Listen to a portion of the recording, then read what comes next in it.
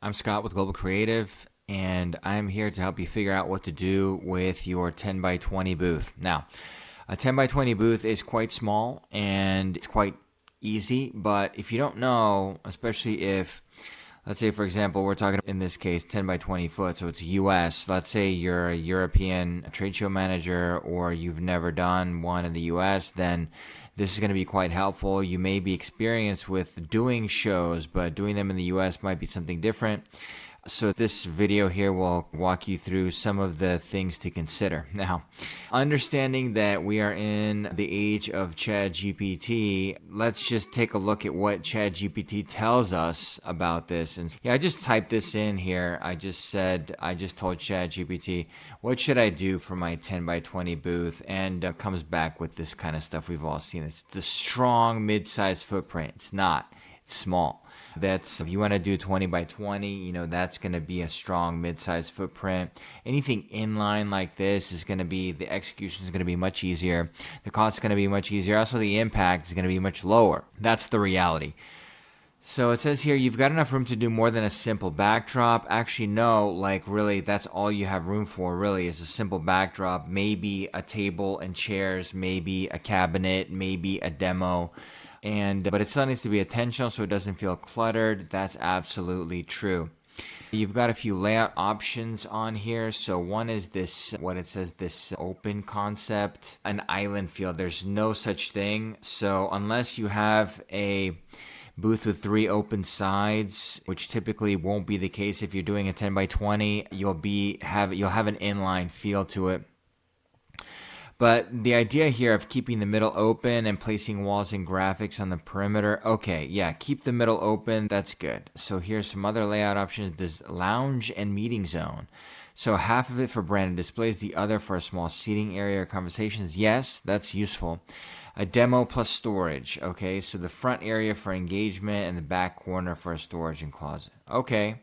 Those are all useful layouts. Now, let's just stick with layouts for a moment here and see what we can come up with. So imagine this is a 10 by 20.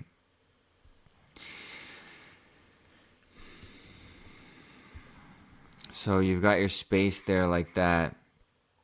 Really, the thing that you have to keep in mind, just like with 10 by 10s, typically in this type of configuration, you'll have this back area to brand, you'll have this, okay? And then on the sides, you'll have pipe and drape, okay? And what do I mean by pipe and drape? Well, let's just take a look at what pipe and drape is. All right, let's just take a look at what that is. Pipe and drape, okay? Just look at what that is. This. Oh my gosh, it's awful. Take a look at it. This is the worst. It's really ugly. It is at every show, any Freeman or GES show, and the others too. It's just really bad. But it's everywhere. And so if it's around your booth, it's not a big deal because everyone deals with the same stuff. So that's what you have on your booth right here on the side. So when you get there, what it looks like is that you have, let me get the right size here. What it looks like is, imagine your floor right here, right? This is your floor, and you have these posts that come up like this, yeah, like that. And then you have this side post coming out here and right here, and this is your neighbor, and it just continues along in this direction. That one just keeps going. Yeah, and so this is what you have, and you have this is what it looks like. It's black, typically black. All right, so that's what you have. So you start here, and then you decide what to do from here. Typically, the best thing to do in a case like this, let's get rid of all this. All right, is just cover it up. You're better off covering it up. Just cover it up the best you can. Ideal would be to just have a big back wall. Okay? You could have it could be a light box, a giant backlit surface here, okay? All right, big backlit surface, just like that. All right, and what's great about these is that they're pretty lightweight. If you use the lightweight systems, then you're able to get the material into the show hall much less. So at US shows, they have material handling. When I say they, typically the general contractor, so Freeman or GES, will charge you as the exhibitor, or us if we're doing it on your behalf, a fee per pound for bringing in material through their dock. So it comes in on a pallet, they weigh the pallet, and then charge you a certain rate based on how much it weighs. Or they charge you a certain rate, and the end amount is based on what it weighs. The rate stays the same, typically, most of the time. So the rates do change depending on if the material came in on a pallet, then it's at the lowest rate. Even if it comes in, let's say, during the time of day. So let's say it arrives during standard business hours, then it's the drayage rate is the base rate. But then if it arrives not during standard business hours, then they charge you a higher rate to compensate for overtime. Also, if you send things that are not palleted, so if you send, let's say this, it comes in two cases, right? Let's say it comes in two cases like this. Let's say this is a 2 feet by 4 feet. Okay, it can be FedEx, but it's not FedEx freight, it's just FedEx. Then they're going to charge you a higher drayage rate for that because it's not on a pallet and it's not on a crate. Same thing with your carpet. If you send a carpet in and it's not on a pallet or it's not in a crate, they charge you a higher amount. But then on the flip side of that, the whole benefit of using this and doing this is that you don't have to use freight, right? So they get you one way or they get you another. So you just have to think about what will be better. Typically, what is better in these cases, because this is not really all that heavy.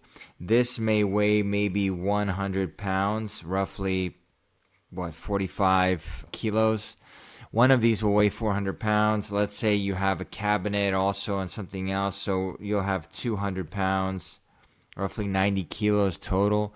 You're better off paying a little bit higher drayage to save and not have to use FedEx freight to get the material into the hall. So that's that. Let's jump back to ChatGPT and see what else ChatGPT recommended to us. All right, let's jump back to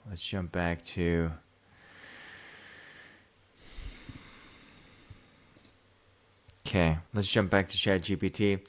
We went through some of this. Okay, let's just take a look at some more of these layout options. If we come in here, and what could we do here? So you'll do the back wall. That's a given. Really, you got to make two choices here. One is on how you want to divide the space. Typically, you'll need to divide the space somehow. Will you divide the space down the middle or divide it on the side?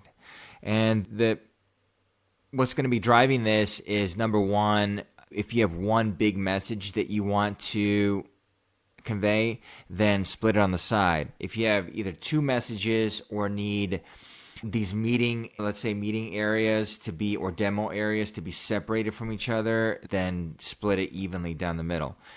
All right, so most of the time, you're going to be better off doing this one right here, doing this, splitting it on the side. Why? Because that gives you all of this area to brand, okay? Typically, you'll do like maybe 25 or 30% on one side or the other, and then the rest of the booth then can be big and branded. So imagine putting like a little storage area here, and then a cabinet, and then a screen here, and then you have all this space available for branding. Alternatively, you could put, let's say, a storage area right here, and have this area and this area for branding, and then this area and this area for meetings/demos. You could put a demo unit here and a demo unit here and a reception desk right here. That's a lot of stuff to put into a 10 by 20, but it does happen, it does work, okay. It just depends on your goals there. If you can keep the walk-ins out by the aisle and then bring them inside once they're qualified, right? You're not going to bring anyone inside in a little space like that unless you do all the qualification work out here. You don't want them taking up your 10 by 20 space while you figure out if they're a good fit or not. Those are our options there. Let's talk more about some of these core elements that ChatGPT says we should include. Strong branding wall, we talked about that already. Light boxes is quite effective here. Clear messaging, one big idea visible from 20 feet away. This is useful to look into a little bit. Let's just talk about where the most valuable real estate on your 10 by 20 really is. So let's say this is our floor. So this is 1, 2, 3, 4, 5. So let's say 20 feet. And so here will be our back wall. Okay. Here's the back wall. And then there's your floor.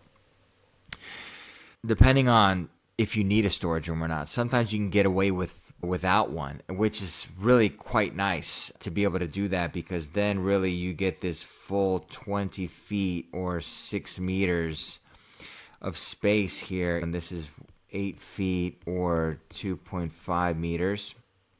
You can get that full width there for that. But, and then you could have this be a light box, which would be great. But as I mentioned earlier, you can put a storage room right here, or you could put one right here in the middle. And then you'd have your little seating areas here on the side, and can set up the booth that way. But let's talk about your messaging. So this is one of the key elements to keep in mind. On your messaging on a 10 by 20, if you put some type of solid element here in the middle, then your message is going to get divided in half. Your message will be here and here. So 1 and 2, okay?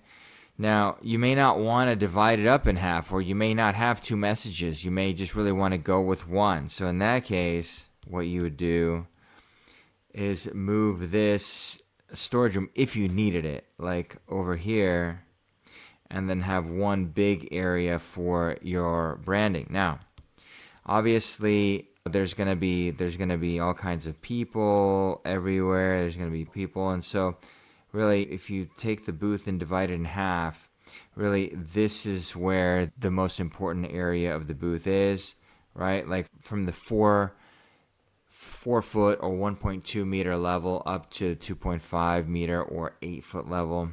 That is where the most important real estate is. Then naturally, if you block it off with some solid structure, it's going to eat into that. But really, that is the most important. Okay, let's go back to this.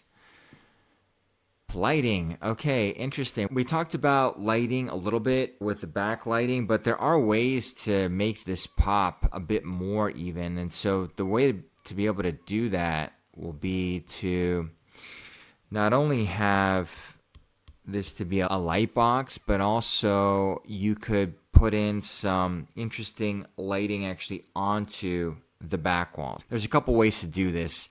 One is to actually mount lights to the top of this, and one is to mount lights onto, let's say, a cabinet that you have. You can mount some lights up here to shine down onto the floor, and if you have a cabinet right here, then you could mount some lights onto the cabinet to shine onto the back wall.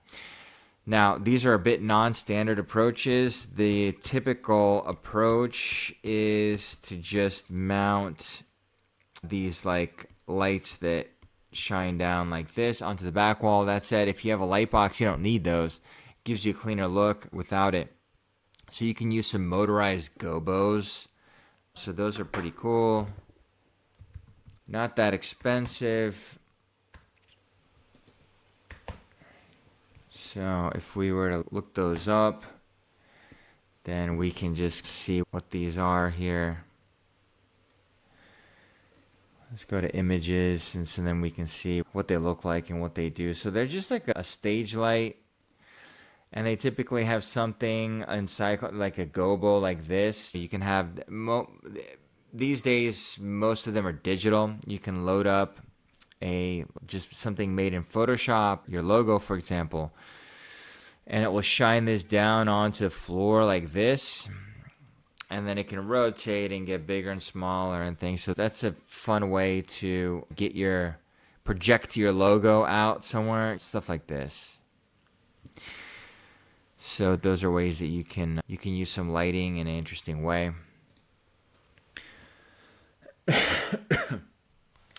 So let's look at technology here. A screen for looping content or product demos.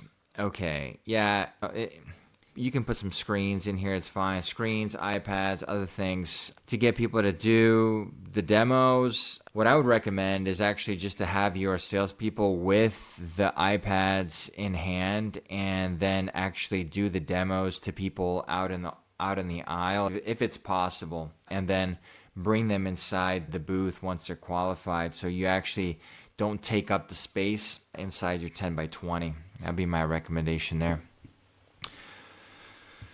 And then technology, storage. So a closet or counter with storage to keep things tidy. Yeah. Excuse me. Yes. If you can get away with that without it, then that would be ideal. What you can do sometimes to avoid having to have an actual storage room is to just do the storage in your cabinet. So let's say you have one big cabinet in the front, or let's say you have potentially two. You could have one here and then one here. And then just have storage inside them. So imagine this is, let's say, 6 feet or 2 meters, right? Another 2 meters here, and then 2 meters here to come in and out. And then you could have let's just get rid of this so you can see it better. And then you would have these two cabinets there with storage. So they would both have locking storage inside them, and that way you could get away with not blocking anything in this zone right here. All right, you want to keep this clear really for the biggest possible message that you can have. All right, let's look here on some engagement ideas. Interactive element. Okay, we've seen all this stuff before. VR station. Yeah, it's useful for a small space like this. It can be useful. Problem with VRs is that they have just very low throughput, and you have to have high motivation for somebody to do that. Most people they're not going to want to do that. Touchscreen demo, we talked about that. Or product showcase, yeah, that's fine. Giveaway, a lead capture, so you have iPad stands, badge scanning, QR code to enter a drawing. Yeah, we've heard of all these types of engagements. A photo opportunity. I think that here in a 10 by 20, you're just not going to have enough space. Like a photo op, you need space to do the photo ops, and in a 10 by 20, is it worth giving up half of your booth for an engagement? I would say probably not. Flow and practicality. Okay, let's get to this. Keep the front open. Don't block it with a big counter. Depends. If you have products that you need to place on the counter, and that's the stuff that people are interested in, that's the stuff that they look at, that's what gets them to stop, then put a big counter there. Put the stuff by the aisle. Like, this is a 10 by 20. People are not just going to be coming into your booth for no reason. They're only really going to come in by invite only. So go ahead. This is I would say, incorrect advice. You put the stuff by the aisle. It's how you're going to get people to stop. Put graphics, put counters, put products, put engagements, put whatever you can by the aisle to get people interested, just to get them to stop long enough for your salespeople to start a conversation with them. Okay, it says here, think about traffic direction. People should naturally enter, move through, and exit without feeling trapped. This is also not correct. There's no way to not feel trapped inside a 10 by 20 booth. It's just impossible. It's too small. Especially if there's like other people in there, there's graphics, there's a back wall, there's a cabinet, there's furniture, there's you know what, let's just, you name it. Everything is there. And are you going to make it feel open and easy to come in and out? Unlikely. Use vertical space, so towers, light boxes, or overhead banners to get visibility from across the hall. Again, this is why you need an expert. Okay. So let's talk about vertical space. Actually, this is a good topic because you actually, unlike many European shows where you may have something like an 18 square meter booth, you typically can go higher at these European shows, many times up to about 5 meters, so roughly 16 feet on even a small booth like that. So if we take a look at this and take a look at some of the problems here, then let's look at the restrictions on exhibiting in a 10 by 20 space in the US. So one of them is the 5-foot rule. And so what that is that imagine you're here. This is the top view. 1, 2, 4. It's here like this. Okay, that's your 10 by 20 space. This is the aisle right here. That's the aisle. And let's just erase. Let's get rid of this here. Okay. Now, this area here, imagine halfway, and then, so this is 5 feet. So this is 5 feet, and this is 5 feet, roughly 1.5 meters, okay? So 1.5 meter or 5 foot section in this direction plus 1.5 meter section in this direction. You cannot build anything higher than 1.2 meters. So let's just draw a dotted line here, okay? And then here also. Okay. In those two zones, you cannot build anything above 1.2 meters or 4 feet. Okay. So what that means is that, let's say you built sidewalls onto your booth. We'll just do like kind of a bird's eye overhead view so you can get a sense of what this is like. There's the floor, right? Imagine there's the floor. Okay. There's your back wall. And now imagine sidewalls on here. So you could come out to here. Okay, you can come out to here. But then here, you're only going halfway, right? So it's going to be like this. Just like that. So then you do the same thing on the other side.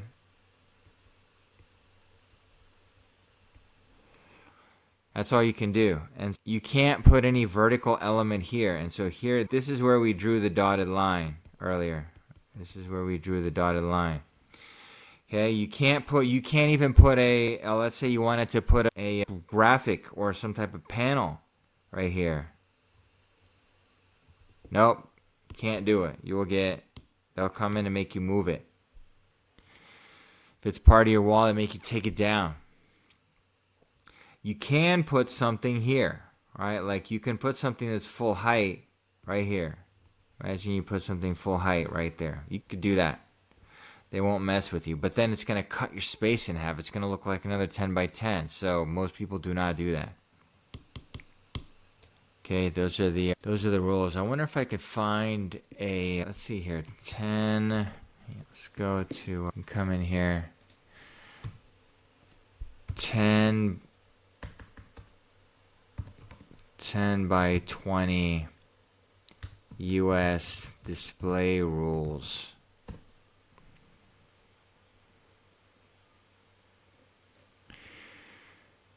Yeah, something like, okay, let's see if we can find an images.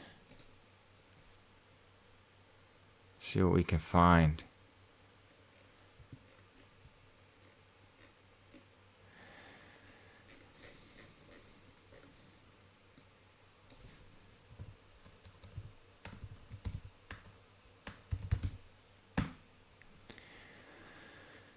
Here.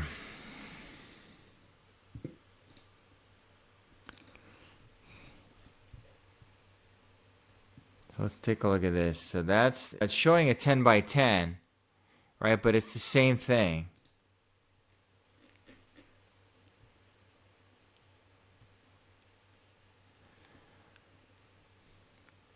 Ten by 10 and 10 by 20 is going to be the same thing.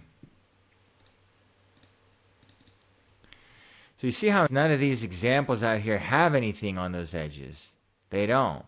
Why? Because it's against the rules. See, even here on this one, right? None of these ones that you find as, let's say, a standard kit design somewhere. See how this comes out? It doesn't come out past halfway on the booth.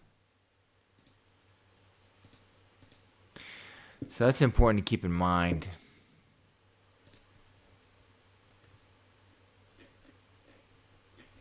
See, like all these examples, even this one. They're all within the rules, at least of US rules.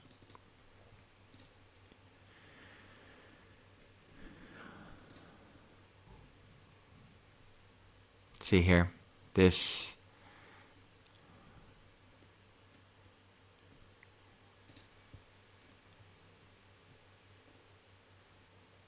Okay, let's keep going.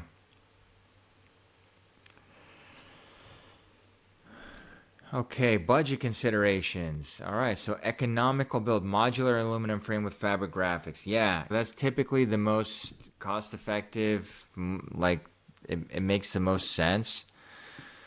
Why? It's because it's lighter weight. Unless if you're not doing it, if you're not building it like that, you're building it out of custom wood frames, and that's just not recommended for a booth of this size. Why? Because it's just gonna cost. It's gonna cost so much, and the return is not gonna. It's not gonna be high enough to justify paying $5,000 or $10,000 in material handling for fully custom constructed wood frames that lock together. Just they're too big and too heavy for something like this. You could do premium built custom cabinetry, LED wall, suspended elements. Again, they're mentioning suspended elements here, which don't work, but an LED wall could work. Like most of the time at 10 by 20, you're not going to have an LED wall, but if you did an LED wall over the whole thing, it could be an interesting look. I've seen those a few times. And custom cabinetry, many times the booth product demos actually are some of the most important parts, that along with the branding. So custom cabinetry can be quite useful because it can, let's say you can create some detail in some of these cabinetry that helps set your product apart, that really helps your product look beautiful and high end. So if anything, that would be a place to invest some extra cash because really you want your product to look its best. And then the graphic print can just be a light box like behind you to get some attention. This is useful. Custom cabinetry.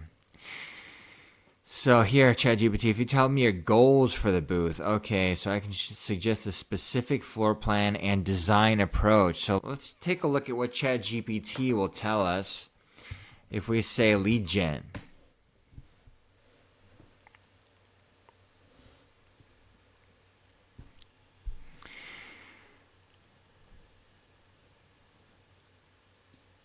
Okay, avoid blocking the entrance with furniture. Man, this is like extreme attraction, engagement, and convert. No. The back zone, middle zone, and front zone. Oh, it's just like overcomplicating something that's like very simple. A quiz, digital touchscreen, branded activity. Man, like you just got to use your product. If you don't have a product, if you're a service-based organization, maybe like a CDMO or something else, you don't have a thing to show, then in that case, do like a touchscreen or something on there. That's fine. But if you have product, show off the product. If you have a machine, show off the machine. Have it be sitting there working, making noise, moving. Like that's how you get people interested. Not a quiz, man. Not the quiz. You got to get your salespeople out into the aisles. You got to get your salespeople out there, qualifying people, talking about your thing. So let's draw your floor plan here. There's your 10 by 20 space. First, get something into the aisle, something that interests them, all right? So in this area here, this area right here, There needs to be something here. Do you have a demo here or here? Maybe you just have one big one in the middle. Maybe just one like right here. It's fine. Either way, whatever you want. Just have it be by the aisle. Maybe we talk about a demo here and a demo here. And put them right against the aisles, as close as possible to the people walking by, all right? Maybe you have a third one in there. Who knows? Maybe a third one's too much. Have an open space to come in and out of the booth, okay? So imagine people coming here and your salespeople are out here, right? Salespeople working the aisle, all right? Someone comes, they stop. Your salesperson comes, talks to these people who are stopping at your product. Hey, what can I tell you about our product? Or have you heard about this? Could you use this type of technology in like what you're doing? Are you a distributor? Are you an integrator? Are you whatever? However you guys start the conversation with your potential prospects at a show, you can start that with the product right here. All right, so number 1, aisle. Okay, number 2, now what we're going to do is jump to the back of the booth and we're going to say what should be back here. Put a big light box back there, okay? Light box. Put a big one back there, 20 feet by 8 feet, okay? 20 feet by 8 foot light box, okay? And third, I put some meeting tables in there. So let me show you how this works. Meeting tables. Meeting tables. All right, so let's look at your booth from eye level, okay?